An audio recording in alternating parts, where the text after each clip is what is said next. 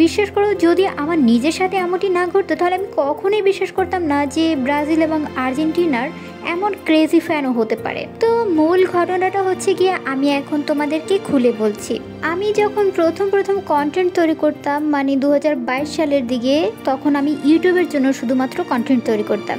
এমনি Facebook, Instagram, TikTok এইসব প্ল্যাটফর্মে তখন আমি ভিডিও আপলোড করতাম না। তো যাই হোক, তখন হচ্ছে কি আমি প্রথম ভিডিও বানাতাম, তেমন কিছু বুঝতাম না, লাইক ছিল না, কমেন্ট ছিল না, না কোনো সাবস্ক্রাইব ছিল, ভিউ ছিল, মানে তখন তো আর এত ভালো করে মেহেদি দিতে পারতাম না, মানে এখন যতটুকু দিতে পারি ততটুকু তো আর তখন দিতে পারতাম না, যার কারণে আমার ভিডিওতেও তেমন একটা ভিউ আসতো না।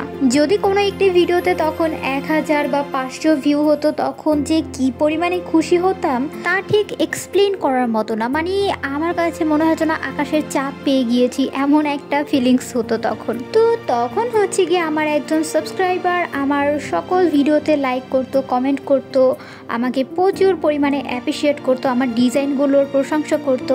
যদিও আমি জানি তখন আমি অত ভালো মেহেদি দিতে পারতাম না, তখন প্রথম ছিলাম, এখন মোটামুটি মেহেদি দিতে পারি, অত ভালো না। যাই হোক, সে হচ্ছে গিয়ে সবসময় আমার ভিডিওতে কমেন্ট করতো। এরকমের একটা পর্যায়ে কমেন্ট করতে করতে সে আমাকে একদিন বলল আমি আর্জেন্টিনা নাকি ব্রাজিল সাপোর্টার।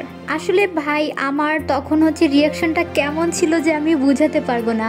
আমি তখন আসলে আর্জেন্টিনা ব্রাজিল এর সম্পর্কে আমার কোনো আইডিয়াই ছিল না, যার কারণে আমি তাকে স্বাভাবিকভাবেই বললাম যে দেখুন আমি ক্রিকেট, ফুটবল এর সম্পর্কে আমার কোনো আইডিয়াই নেই, যার কারণে আমি কোনো দল সাপোর্টও করি না।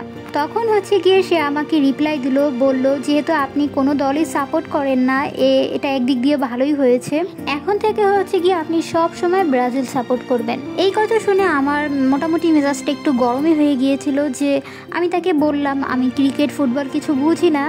সে এই কথাগুলো শুনেও সে আমাকে বলছে যে আমি এরপর নাকি ব্রাজিল সাপোর্ট করব।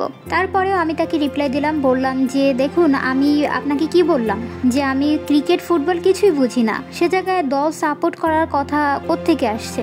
এই কথাটি শোনার সাথে সাথে সে হচ্ছে গিয়ে রীতিমতো আমাকে একটি থ্রেড দিয়ে একটি মেসেজ দিল। তো মেসেজটা ছিল কিছুটা এমন, দেখুন আপনি যদি এখন ব্রাজিল সাপোর্ট না করেন তাহলে হচ্ছে গিয়ে আমি আপনার কোনো ভিডিওতেই লাইক করব না, কমেন্ট করব না, আর হচ্ছে গিয়ে আমি আপনাকে এখন আনসাবস্ক্রাইব করে দিব।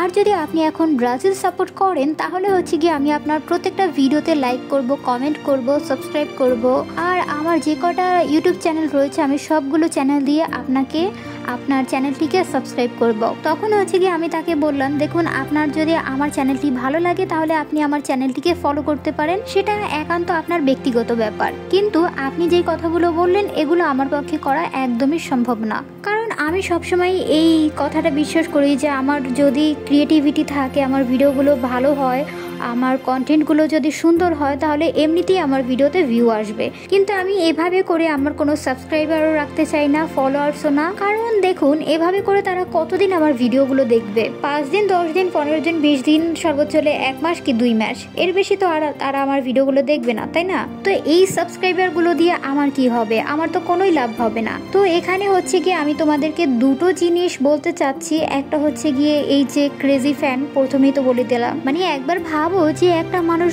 ব্রাজিলের কতটা ক্রেজি ফ্যান হলে এমন উদ্ভট কমেন্টগুলো করতে পারে। আর দ্বিতীয় যে বিষয়টি হচ্ছে গিয়ে তোমরা অনেকেই হচ্ছে গিয়ে এই ধরনের কমেন্টগুলো করো যে সাপোর্ট করলে সাপোর্ট পাবে, সাপোর্ট না করলে সাপোর্ট পাবে না। দেখো তোমরা বিভিন্ন ধরনের আইডিতে গিয়ে, পেজে গিয়ে, চ্যানেলে গিয়ে এই ধরনের কমেন্টগুলো করো। এই ধরনের কমেন্টগুলো করলে তোমাদের কি লাভ হচ্ছে? এতে কি তোমাদের বিন্দু পরিমাণেও লাভ হচ্ছে? যদি আমাকে ব্যক্তিগতভাবে জিজ্ঞাসা করো তাহলে আমি বলবো যে তোমরা শুধুমাত্র তোমাদের নিজেদের সময় নষ্ট করছো, আর কিচ্ছু করছো না। বরং এগুলো না করে তার থেকে তোমরা নিজেদের কন্টেন্টের দিকে ফোকাস রাখো, কন্টেন্টগুলো ভালো করে বানানোর চেষ্টা করো, বেশি বেশি করে চ্যানেলে ভিডিও আপলোড করতে থাকো, এতে করেও কিন্তু তোমাদের চ্যানেলের সাবস্ক্রাইবার অনেক বেশি বাড়বে। আমার এই কথাগুলো একটু ফলো করার চেষ্টা করো, তাহলে দেখবে তোমাদের পেজ কিংবা আইডিতে বেশ ভালো পরিমাণে সাড়া পাচ্ছ, অন্যের সাপোর্টে নয়, নিজের যোগ্যতার সামনের দিকে এগিয়ে যাওয়ার চেষ্টা করো। তো যাই হোক, আজকে অনেক কথা বললাম, ভিডিওটি অনেক বেশি বড় হয়ে গিয়েছে, ডিজাইনটিও প্রায় সম্পূর্ণ হয়ে গিয়েছে, জাস্ট আর অল্প একটু বাকি আছে। অবশ্যই কিন্তু জানাতে ভুলবে না যে ডিজাইনটি কেমন হয়েছে, আর যদি ডিজাইনটি ভালো লাগে তাহলে অবশ্যই লাইক, কমেন্ট আর ভিডিওটি শেয়ার করতে ভুলবে না। তুমি যদি আমার এই চ্যানেলের নতুন সদস্য হয়ে থাকো তাহলে অবশ্যই কিন্তু আমার এই চ্যানেলটিকে সাবস্ক্রাইব করতে ভুলবে না। আর যদি এই ভিডিওটি ফেসবুক পেজ কিংবা অন্যান্য প্ল্যাটফর্ম থেকে দেখে থাকো তাহলে অবশ্যই ফলো মি। এতক্ষণ ধৈর্য সহকারে আমার সাথে থাকার জন্য তোমাদের সকলকে অসংখ্য ধন্যবাদ।